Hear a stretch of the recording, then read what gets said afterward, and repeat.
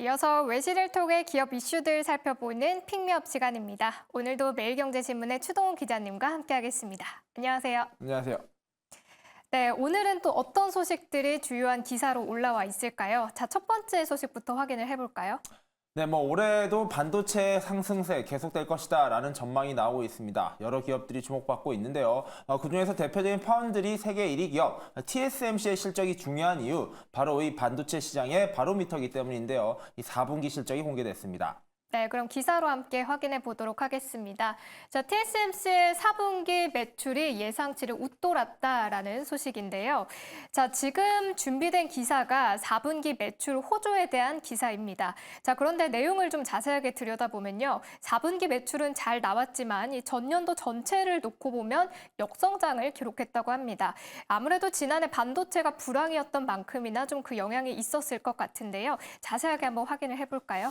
네, 2023년도의 반도체 시장 상저하고라는 분석으로 정리가 될 것 같은데요. 상반기엔 좋지 않았던 시장이 하반기에 들어가면서 이 AI의 발전의 영향으로 인해서 계속해서 좋아지는 흐름을 연출했다라고 정리를 할 수 있을 것 같습니다. 자, TSMC는요, 세계 1위 파운드리 기업입니다. 자, 파운드리가 어떤 건지 좀 아시는 분들은 잘 아시겠지만 간단하게 설명을 드리면요, 반도체 기업이나 일반 기업들이 설계를 하고 이것에 대한 공정 그리고 생산을 도맡아 해주는 것이 바로 파운드리 사업인데요. 이 분야에서 가장 앞서 있는 그리고 가장 많은 양을 소화하고 있는 곳이 바로 TSMC입니다. 국내를 대표하는 반도체 기업 삼성전자 역시 이 파운드리 사업을 열심히 하고 있고요. 이 대만의 TSMC를 잡기 위해서 애를 쓰고 있으나 여전히 시장의 거의 절반 가량의 점유율을 TSMC가 가지고 있습니다. 자, 이 파운드리 사업이 왜 중요하냐라고 따지면요, 기업들이 그의 산업이 그리고 그의 사업이 얼마나 잘 되느냐에 따라서 결국에는 이 파운드리에 맡기는 양이 변화하기 때문입니다.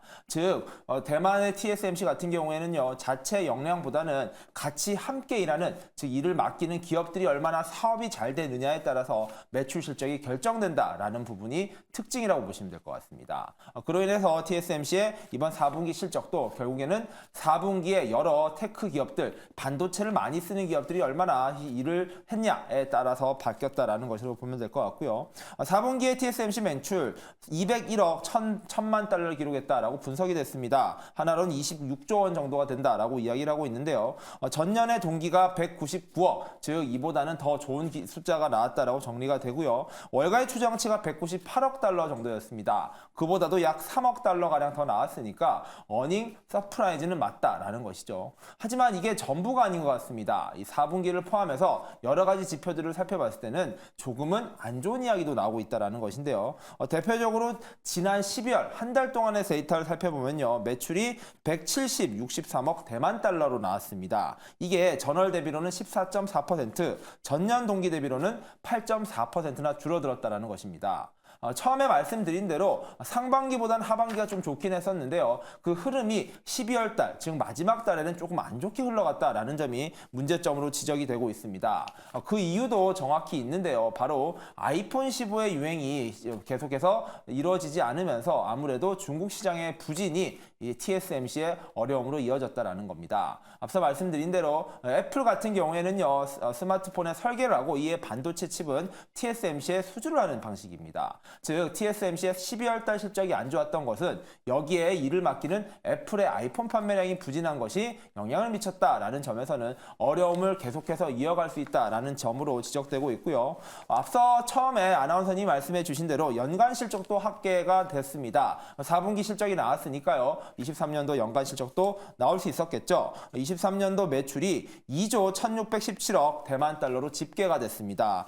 그런데 이 숫자가 2009년 이후로 무려 14년 만에 역성장한 숫자다라는 결과가 나왔습니다.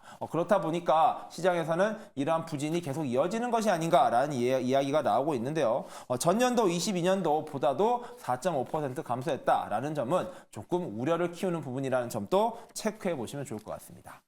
네, 이렇게 TSMC의 전년도 실적에 대한 내용들 자세하게 한번 짚어봤고요. 자, 그럼 이어서 두 번째 기사도 확인해 볼까요?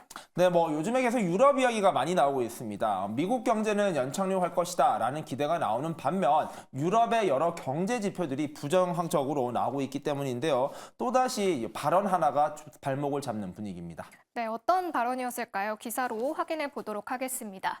자, 유로존이 또 다른 경기 침체로 향하고 있다고 ECB의 부총재가 경고했다라는 이 파이낸셜 타임즈의 기사인데요. 말씀해 주신 대로 최근 유럽의 경기 지표가 계속해서 좀 안 좋게 나오고 있는 상황이죠. 이렇게 경기에 대한 우려가 커지는 상황에서 ECB 부총재가 직접적인 경고를 하고 나섰는데요. 이 유로존이 이미 침체에 빠져 있다라고 이야기를 했다고 합니다. 자, 내용 자세하게 살펴볼까요? 자, ECB가 무엇이냐면요. 유럽 중앙은행입니다. EU라고 불리는 유럽연합에는 20개의 유럽 국가가 가입되어 있고요. 이게 가장 큰 경제 블록으로 분류가 되고 있는 만큼 유럽 경제 향방이 바로 ECB에서 달려있다라고도 이야기해도 과언이 아니라고 봐야 될 것 같은데요. 이곳의 부총재입니다. 루이스 데긴도스 부총재가 여러 이야기를 했었는데요. 한 언론과의 인터뷰 그리고 하나의 컨퍼런스에서 이미 유럽 경제가 침체에 빠져있다라는 발언을 하면서 시장에서는 좀 우려를 키우고 있는 상황입니다. 앞서 여러 데이터들이 유럽 시장의 침체를 예견하고 있는 것들이 나와 있었는데요. 저희들도 이번 주 내내 이러한 지표들이 계속해서 우려를 키우고 있다라고도 말씀을 드렸었습니다. 이런 가운데 경제를 책임지고 있는 수장 중에 한 명이 이에 대한 사실상 인정을 하는 발언을 해버리면서 유럽 경제는 계속해서 미궁 속으로 빠지는 것이 아닌가라는 우려를 키우고 있다라고 보면 될 것 같고요. 부총재는 구체적으로요. 건설업과 제조업과 같은 기본적인 인프라 산업 전망이 안 좋다라고 이야기를 했었고요.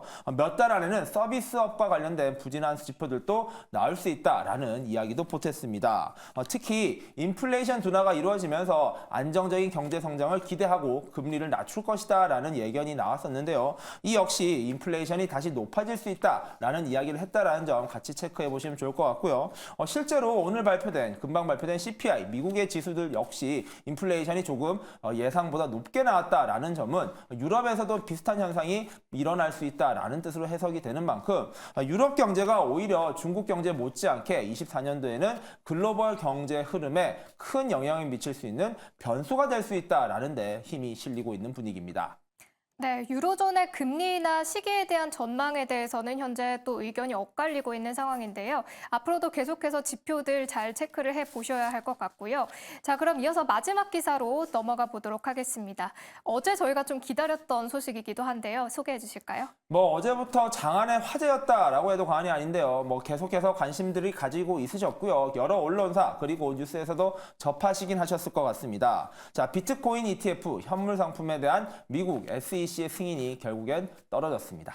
네, 그럼 기사 먼저 좀 체크를 해볼까요? 자, SEC가 비트코인 현물 ETF를 승인했다라는 소식이고요. 자, 이 소식에 오늘 지금은 좀 빠지긴 했는데요. 이 비트코인 가격이 한때 6,500만 원까지 돌파를 하기도 했습니다. 2억까지 갈 것이다 이런 기사들도 좀 나오고 있는데요. 얼마나 오를지는 모르지만 일단 확실한 건 코인 시장에 자금이 대거 유입될 것으로 보이고 있습니다. 자, 오늘 뜨거운 감자였는데요. 이 비트코인 ETF 승인 소식 정리 한번 해볼까요? 네, 많이들 들으셨겠지만 간단히 정리를 해보도록 하겠습니다. SEC입니다. 미국의 증권거래위원회고요. 이곳에서 여러 상품들의 승인과 규제 등을 결정하는 기관이라고 보면 될 것 같고요. 어제 해프닝이 있었습니다. 이 공식 계정, X 계정에 이미 승인을 했다라는 오보가 나왔는데요. 이게 해킹을 통해서 이루어졌다라고 이야기가 나오고 있습니다. 그 직후에 비트코인 가격이 많이 급등했었고요. 한때 47,000달러까지 올라가면서 실제로 호재로 반영되는 분위기였습니다. 하지만 반나절도 안 돼서 이것은 해킹으로 인한 잘못된 정보였다는 것이 확인이 됐고요. 이후 24시간가량 이러한 상황을 계속해서 지켜보고 있는 상황이었습니다. 결과론적으로는요. 오늘 아침 한국 시간으로 한국 새벽쯤에 발표가 났는데요. 최종적으로 비트코인 ETF 상품 11개에 대한 승인이 떨어졌다라고 정리를 해보면 될 것 같습니다. 자, 이로 인해서 시장에서는 긍정적인 호재로 작용됐습니다. 다시 비트코인 가격이 오르긴 했는데요. 참 공교롭게도 어제 오보가 나왔던 그 가격까지 다시 올라갔습니다.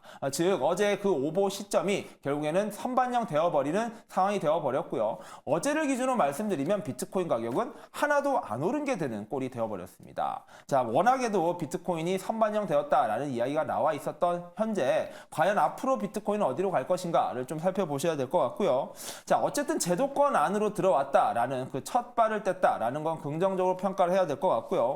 앞서 뭐 평론가님들이 말해주신 것처럼 국내 시장에서는 아직 투자할 수가 없다라는 유권 해석이 나왔다는 점도 체크해 보시면서 미국 흐름과 함께 전 세계에서 거래가 이루어지는 암호화폐, 그 비트코인의 추세도 계속해서 올해 내내 관심을 끌 것으로 예상이 되고 있습니다. 네, 이렇게 마지막 기사로 이 비트코인 현물 ETF 승인 소식까지 함께 정리를 해봤습니다. 자, 오늘 저희가 준비한 소식은 여기까지고요. 오늘도 매일경제신문의 추동훈 기자님과 함께했습니다. 고맙습니다. 네, 감사합니다.